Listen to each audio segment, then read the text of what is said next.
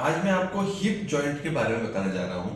और hip joint की problems को हम दूरबीन की सर्जरी, जिसको हिप आर्थ्रोस्कोपी बोलते हैं, या फिर हिप रिप्लेसमेंट से किस तरह से ठीक कर सकते हैं। अगर आप यह जॉइंट देखेंगे तो यह आपके पेल्विस की हड्डी है, और इस हड्डी में आपके दो कूल्हे होते हैं, एक राइट में और एक लेफ्ट में। और ये जो एक बॉल एंड सॉकेट तरह का जॉइंट होता है, तो ये जो हड्डी होती है आपकी, ये जांघ की हड्डी होती है, ये इस कूल्हे में इस तरह से फिट होती है। तो यह जो कूल्हे का जॉइंट होता है, ये शरीर का पूरा वजन लेता है। तो यह जो हिस्सा है हमारा, इसको हम सॉकेट बोलते हैं। अब इस सॉकेट में कई तरह की तकलीफें हो सकती हैं, और ये जो गोला होता है इसमें भी कई तरह की तकलीफ हो सकती है। अब अगर हम बात करते हैं कि कम उम्र में आपके कूल्हे में तकलीफ हो रही है, तो आमतौर पे दो तकलीफें सबसे कॉमन हमको देखने को मिलती हैं। उसके अलावा भी और भी कारण है, उसके बारे में बाद में आएंगे। पहला जो कारण होता है वो कूल्हे के अंदर जो ब्लड का संचार होता है वह खत्म हो जाता है, जिसको हमारी भाषा में एवेस्कुलर नेक्रोसिस बोलते हैं। तो यह जो कूल्हे की हड्डी होती है, इस कूल्हे की हड्डी के अंदर जो है खून का बहाव खत्म हो जाता है, जिसके कारण से कूल्हे में दर्द होता है, चलने में लचक आ सकती है, और अगर तकलीफ ज्यादा बढ़ती है तो चलने में मरीज असमर्थ हो सकता है। तो इसको हमारी भाषा में एवेस्कुलर नेक्रोसिस या एवीएन कहते हैं। यह तकलीफ अगर इनिशियल फेज में डायग्नोसिस हो जाए, शुरू में पता लग जाए, तो इसका कोर डिकम्प्रेशन के द्वारा इलाज संभव है। परंतु अगर ये स्टेज 2 से आगे निकल जाती है, तो इस केस में फिर हिप रिप्लेसमेंट सर्जरी, मतलब ऐसी सर्जरी जिसमें हमको सॉकेट भी चेंज करना पड़े और बॉल भी चेंज करना पड़े, इसकी जरूरत हो सकती है। अब यह जो आप जॉइंट देख रहे हैं, ये जांघ की हड्डी है, ये आपका पूरा पांव है, ये घुटना है, और यह जो गोला है, यह गोला जो है आपके शरीर का पूरा वजन लेता है। दूसरी जो इंपॉर्टेंट जो हमको प्रॉब्लम मिलती है वो इंपिंजमेंट की मिलती है।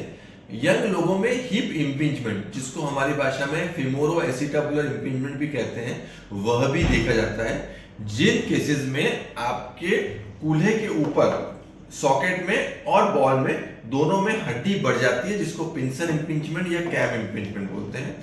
और अगर इस तरह की प्रॉब्लम है, इंपिंजमेंट की प्रॉब्लम है, तो उस तकलीफ को हम दूरबीन की सर्जरी करके, जिसको हिप आर्थ्रोस्कोपी सर्जरी बोलते हैं, वह करके ठीक कर सकते हैं। यह एक स्पेशलाइज्ड सर्जरी है, जिसके लिए हमको कुछ स्पेशल साधनों की, स्पेशल इंस्ट्रूमेंट्स की जरूरत पड़ती है। परंतु अगर ये प्रॉब्लम आपको है, तो हिप आर्थ्रोस्कोपी आपके लिए, इसके लिए बहुत अच्छा सॉल्यूशन है। इसके अलावा कई मरीजों में हमें बाहर की तरफ, जो कूल्हे के बाहर की तरफ की स्नायु होती है, इसको फेशियल लेटा बोलते हैं, वहां पर भी सूजन आ सकती है, और जो स्नायु अटैच होते हैं वहां पे, वह भी ब्रेक हो सकते हैं।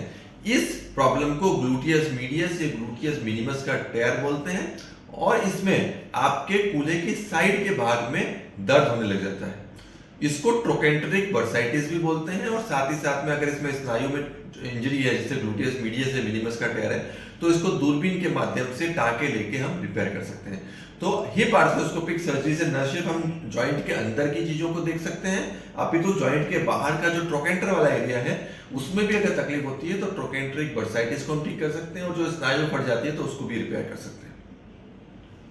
कुछ मरीजों में ये कूल्हे की तकलीफ काफी ज्यादा होती है, उन मरीजों में आर्थ्रोस्कोपी काम नहीं करती है, और उन मरीजों में हमें फिर हिप रिप्लेसमेंट सर्जरी की जरूरत पड़ती है। तो स्टेज 2 से ऊपर एवीएन है, या फिर कूल्हे में किसी भी वजह से आर्थराइटिस है, घिसारा है, और अगर एडवांस स्टेज में है, तो उसमें हिप जॉइंट रिप्लेसमेंट करके हम जो है वो तकलीफ ठीक कर सकते हैं।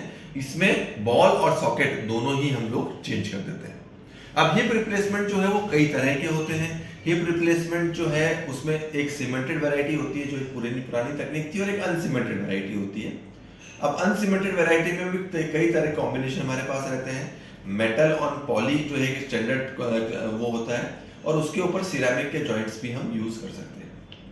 तो अगर आपको कूल्हे का जोड़ में दर्द है, और कम उम्र में कूल्हे के जोड़ में दर्द है, और ऐसी प्रॉब्लम है जिसका निराकरण नहीं हो पा रहा है, डायग्नोसिस नहीं हो पा रहा है, तो आइडियली आपको एक एमआरआई स्कैन कराना चाहिए। एमआरआई स्कैन से हमें अधिकांश मरीजों में पता लग जाता है कि क्या तकलीफ है, और उसके बाद जैसे मैंने आपको बताया कि आर्थ्रोस्कोपी और आर्थ्रोप्लास्टी, मतलब दूरबीन की सर्जरी और जॉइंट रिप्लेसमेंट की सर्जरी, दो ऐसी तकनीकें हैं जिनके द्वारा हम अधिकांश मरीजों में तकलीफों से आराम दे सकते हैं। अगर आपको इसके संबंध में और कोई भी जानकारी चाहिए, तो आप हमको कमेंट बॉक्स में लिख के भेज सकते हैं। धन्यवाद।